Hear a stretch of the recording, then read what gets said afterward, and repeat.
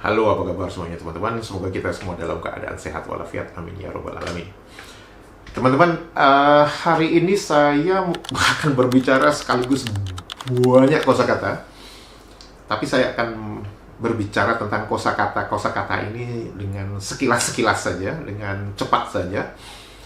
Dan pola kosakata yang ingin saya bicarakan adalah kosakata yang berakhiran dengan dua huruf, yaitu si. Kenapa saya ingin membahas kosakata si ini? Karena saya melihat ada satu komentar dari salah satu netizen Malaysia ini yang mengatakan bahwa betapa anehnya bahasa Indonesia itu, di mana netizen Malaysia ini mengatakan bahwa bahasa Inggris itu adoption, tapi di dalam bahasa Indonesia menjadi adopsi. Oke. Satu hal yang pasti bahwa sepertinya netizen Malaysia ini menganggap bahwa Indonesia itu adalah negara bekas jajahan Inggris, seperti negara Malaysia yang merupakan bekas jajahan negara Inggris. Sehingga cara berpikirnya adalah sangat Inggris banget. Sehingga kosakata adopsi yang digunakan di dalam bahasa Indonesia itu dianggap mengambil dari kosakata adoption dalam bahasa Inggris. Nah, mungkin si netizen Malaysia ini lupa bahwa di dalam bahasa Belanda ada yang namanya kosakata adopsi. Dan di dalam bahasa Indonesia itu berubah menjadi adopsi.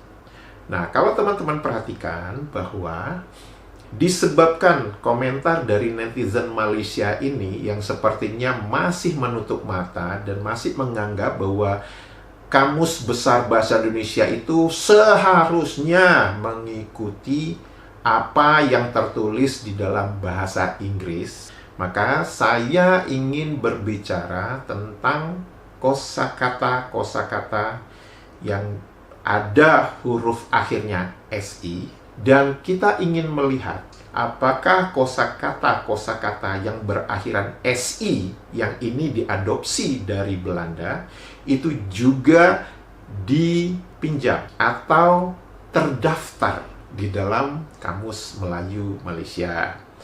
Teman-teman harus ingat juga ya bahwa Malaysia itu adalah bekas negara jajahan Inggris. Jadi saya sebagai rakyat Indonesia sangat mengerti kalau dalam bahasa Melayu Malaysia akan lebih banyak mengadopsi kosakata dari bahasa Inggris.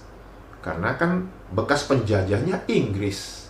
Saya justru akan heran kalau Malaysia justru banyak mengadopsi kosakata dari Belanda. Ya, mungkin teman-teman bisa mengatakan, oh Malaysia kan pernah dijajah Belanda. Betul. Tapi Anda terakhir dijajah itu kapan? Terakhir itu kapan ya? Tahun 1824? Terakhir ya, kalau nggak salah. Anda itu dijajah, setelah itu Anda tidak pernah berinteraksi dengan Belanda lagi. Anda setelah itu berinteraksi dengan Inggris. Faktanya apa? Ketika saya berbicara tentang kosakata dalam bahasa Melayu Malaysia yang diadopsi dari kosakata bahasa Inggris, kita bisa melihat misalkan kosakata immigration dalam bahasa Inggris, dalam bahasa Melayu Malaysianya jadi apa? Immigration. Kemudian kosakata bahasa Inggrisnya section, dalam bahasa Melayu Malaysianya jadi apa? Section. Nah, saya tidak bermasalahkan itu karena ya wajar mengadopsi kosakata bekas negara penjajah. Gak ada masalah. Itu konsisten. Netizen Malaysia ini harus mempertanyakan juga bagaimana, misalkan yang sederhana saja. Kosakata bahasa Inggrisnya reformation. Di dalam bahasa Belanda ada yang namanya reformasi. Dan Indonesia menggunakan kosakata apa? Reformasi. Malaysia menggunakan kosakata apa? Reformasi. Kenapa bukan reformation? Seperti cara Anda mengadopsi kosakata immigration. Anda bisa memberikan berbagai macam alasan, silahkan saja. Tapi itu satu, sudah terlihat bahwa Anda sudah mulai tidak konsisten ketika menggunakan kata reformasi di dalam Kamus Melayu Malaysia. Dan teman-teman bisa lihat di belakang saya, apa arti kosakata reformasi menurut Kamus Besar Bahasa Indonesia, dan apa arti kosakata reformasi menurut Kamus Melayu Malaysia. Nah, itu satu kosakata yang berakhiran 2 huruf SI. Kosakata berikutnya yang berakhiran huruf SI di dalam bahasa Indonesia, yaitu kosakata injeksi. Injeksi itu adalah suntikan. Jadi kalau menginjeksi artinya menyuntik. Oke, dalam bahasa Belandanya itu adalah injeksi. Dalam bahasa Inggrisnya apa? Injection. Oke, pertanyaannya gini kepada netizen Malaysia ini yang berkomentar tentang kosakata adopsi tadi. Mengapa di dalam Kamus Melayu Malaysia itu terdapat kosakata pinjaman injeksi? Saya mengerti kalau Anda akan mengatakan, oh, itu untuk pengetahuan kami, begitu kan ya? Atau, oh, suka-suka kami, begitu ya? Ya, udah, nggak apa-apa. Oke, kosakata berikutnya yang berakhiran dengan SI juga. Di Indonesia mengenal kosakata infeksi. Dan dalam bahasa Belandanya, infeksi. Dalam bahasa Inggrisnya apa? Infection. Pertanyaan saya, mengapa di Kamus Melayu Malaysia tidak menggunakan kosakata yang dimelayukan itu sebagai infection? Mengapa justru Kamus Melayu Malaysia yang tertulis infeksi? Dan itu kan konsisten dengan kosakata adopsi. Di Indonesia kami mengenal kosakata adopsi. Bahkan di Kamus Melayu Malaysia ada kosakata adopsi.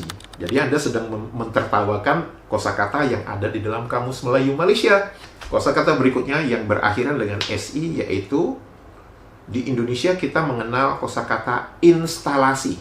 Nah, instalasi itu bahasa Inggrisnya apa? Installation. Sekarang di Indonesia kita menggunakan kosakatanya instalasi. Mengapa Kamus Melayu Malaysia justru meminjam kosakata Indonesia Belanda yang tertulis instalasi? Sama persis dengan yang tertulis di Kamus Besar Bahasa Indonesia. Anda mau saya bicara kosakata apa yang berakhiran SI? Oke. Kosakata berikutnya yang berakhiran SI adalah di dalam bahasa Indonesia kita mengenal yang namanya kalkulasi. Dalam bahasa Inggrisnya apa? Calculation. Secara logika, mengikuti pola yang ada di Kamus Melayu Malaysia, section jadi section, tapi kenapa Kamus Melayu Malaysia malah meminjam kosakata kalkulasi? Dan itu pinjaman bahasa Indonesia. Dari contoh-contoh kosakata yang berakhiran SI yang saya sebutkan tadi, kosakata itu adalah kosakata yang tertulis dengan jelas di dalam Kamus Besar Bahasa Indonesia.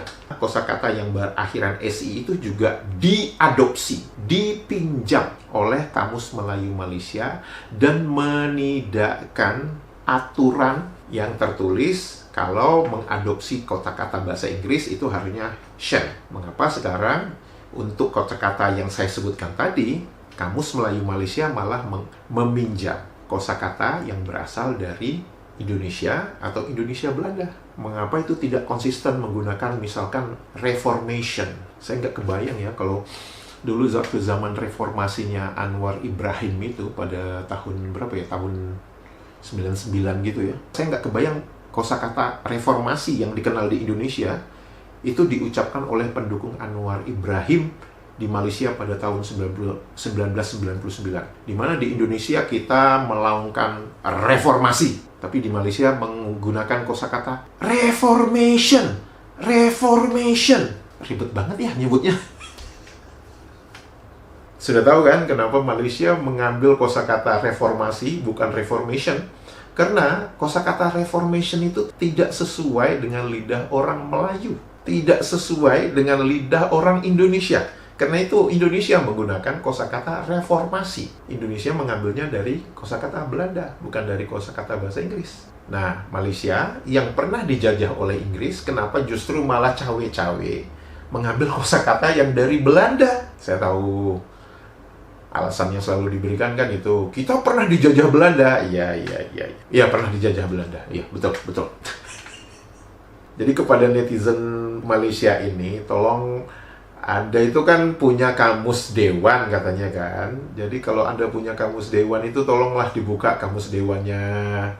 Coba dilihat dulu bagaimana cara penyerapan, cara mengadopsi, cara meminjam. Apakah ada kosakata-kosakata itu yang terdaftar di dalam Kamus Melayu Malaysia?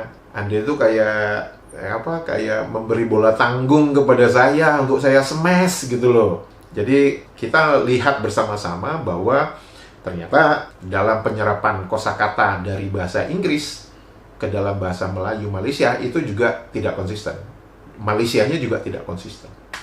Ya, itu saja teman-teman. Semoga kita semua sehat walafiat. Dadah.